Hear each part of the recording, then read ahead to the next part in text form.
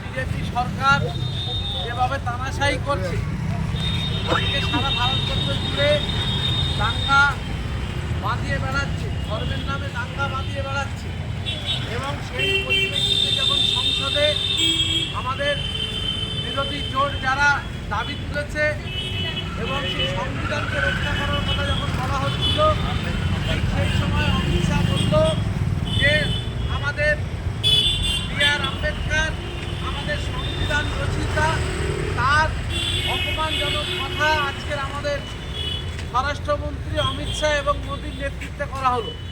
যেভাবে স্বরাষ্ট্রমন্ত্রী আমাদের বাবা সাহেব আম্বেদকরকে অপমান করেছে, তার প্রতিবাদে সারা বাংলা জুড়ে আজকের মমতা ব্যানার্জির নেতৃত্বে, অভিষেক ব্যানার্জির নেতৃত্বে আজকে সারা বাংলা জুড়ে প্রতিবাদ সভা সংগঠিত হয়েছে এবং এই প্রতিবাদ সভায় একটাই দাবি যে অবিলম্বে অমিত শাহর পদত্যাগের দাবি সারা ভারতবর্ষের মানুষ করছে। তার কারণ যে ভারতবর্ষকে আজকে খণ্ডিত করা, ভারতবর্ষকে বিভাজন করা, ভারতবর্ষের ধর্মের ভিত্তিতে বিভাজন করার যে অমিত শাহ এবং বিজেপির লক্ষ্য, সেই লক্ষ্যর বিরুদ্ধে আমাদের নেত্রী জননেত্রী মমতা বন্দ্যোপাধ্যায় বাংলার বুকে গর্জে উঠেছেন।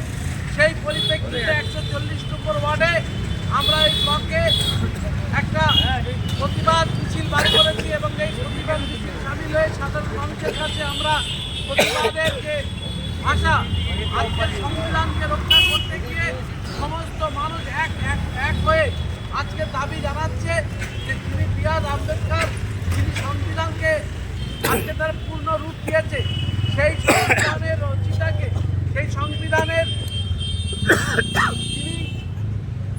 সংবিধানকে যিনি রক্ষা করতেন, সংবিধানকে যিনি প্রতিষ্ঠিত করেছেন, সেই আম্বেদকরের বিরুদ্ধে আজকের অপমানজনক যে কথা আছে তার বিরুদ্ধে প্রতিবাদ। এই প্রতিবাদের সমস্ত ঐক্যবদ্ধ। ভারতবর্ষ থেকে এই মুহূর্তে বিজেপি নামক যে সরকার চলছে, এই তানাশাহী সরকার